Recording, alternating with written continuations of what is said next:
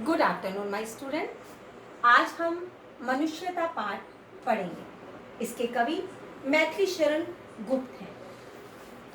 मैथिली शरण गुप्त ने इस कविता के जरिए हमें जीवन के सच से परिचय कराया है। जीवन का सच क्या है? जीवन का सच मृत्यु से जुड़ा है। हर व्यक्ति की मृत्यु निश्चित है, हम ये सभी जानते हैं, लेकिन हम फिर भी इस तथ्य को अनजान हो जाते हैं, इस तथ्य से अनजान हो जाते हैं। अब हम इस तथ्य से अनजान इसलिए रहते हैं क्योंकि हम अपने स्वार्थों से जुड़े रहते हैं। हम अगर हर रोज ये याद रखें कि हमें मरना है तो शायद हम कुछ कार्य गलत करने से बच सकते हैं। ये मैथिली शरण गुप्त इस सच से हमारा परिचय करा रहे हैं। मनुष्यता पाठ को पढ़कर मैथिली शरण गुप्त ने हमें अपने जीवन में परिवर्तन लाने को कहा है। हम अपने जीवन में परिवर्तन कैसे ला सकते हैं? हम अपने जीवन में परिवर्तन तभी ला सकते हैं जब हम जीवन के सच से परिचित होते हैं, और जीवन का सच मृत्यु से जुड़ा है। अगर हम मृत्यु के सच को जान लेते हैं तो हम अपने कर्मों में सुधार लाते हैं, अर्थात हम गलत कार्य से बचते हैं और अपने कार्य को अच्छा बनाते हैं, अर्थात कर्मों को अच्छा बनाते हैं। अब मैथिली शरण गुप्त जी कहते हैं कि मनुष्य के अंदर चेतना शक्ति की प्रबलता है। चेतना शक्ति क्या होती है? बुद्धि की, अर्थात मनुष्य के पास बुद्धि है। मनुष्य के पास बुद्धि होने के कारण वह करणीय और अकरणीय, अर्थात करने योग्य और ना करने योग्य कौन सी कार्य है वह अच्छी तरह से जानता है, लेकिन फिर भी अपने स्वार्थ के कारण वह गलत कार्य करता है।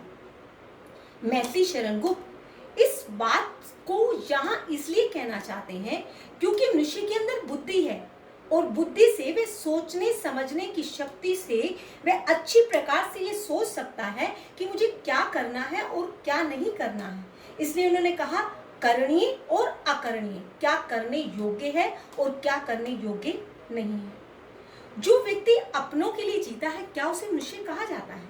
हाँ, ये बात सच है कि जो अपनों के लिए जीता है वह मनुष्य है।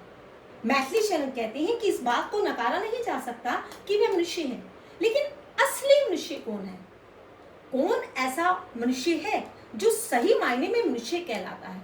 वह महान व्यक्ति है, अर्थात जो अपने लिए नहीं जीता है, जो दूसरों की पहले सोचता है, जो अपने से पहले दूसरों की सोचता है, वह वास्तव में मनुष्य कहलाने का अधिकारी है, अर्थात उसे सही अर्थों में मनुष्य कहा जाता है। जो अपने लिए अपनों के लिए जीता है वो मनुष्य स्वार्थी कहलाता है। बच्चे, अपनों के लिए तो सभी जीते हैं, लेकिन अपनों के लिए ना जीकर दूसरों के लिए जीना, अर्थात दूसरों के लिए त्याग और समर्पण करना, ये बहुत बड़ी बात है। उसे महान व्यक्ति कहा जाता है। ये महान व्यक्ति के लक्षण कहे जाते हैं। मैथिली शरण गुप्त ने इस कविता के जरिए क्या बताया है कि मृत्यु को सुमृत्यु कैसे बनाया जाता है, अर्थात मरना तो सभी को है, लेकिन अच्छी मृत्यु किसको प्राप्त होती है, इस कविता के जरिए बताया गया है। ये कविता रोंगटे खड़े कर देने वाली है, अर्थात अगर हम इस कविता को पढ़कर अपने जीवन को परिवर्तित कर सकते हैं तो वास्तव में मैथिली शरण गुप्त की यह कविता बहुत ही अर्थों से जुड़ी हुई है। और मैथिली शरण गुप्त का एक ही मकसद था कि वे मनुष्य के अंदर परिवर्तन लाना चाहते थे। वे चाहते थे कि मनुष्य अपनी बुद्धि से ये सोचे कि क्या करने योग्य है और क्या करने योग्य नहीं है। वो अपने स्वार्थ को छोड़कर दूसरों के लिए जिए, अर्थात दूसरों के लिए त्याग करें। ये मैथिली शरण गुप्त इस कविता के जरिए हमें बताना चाहते हैं। ये मनुष्यता कविता का सारांश है, सार है। अब हम आगे कविता को पढ़ेंगे। यहाँ तक आपको समझ में आ गया होगा। अब हम आगे पढ़ेंगे। Thank you very much.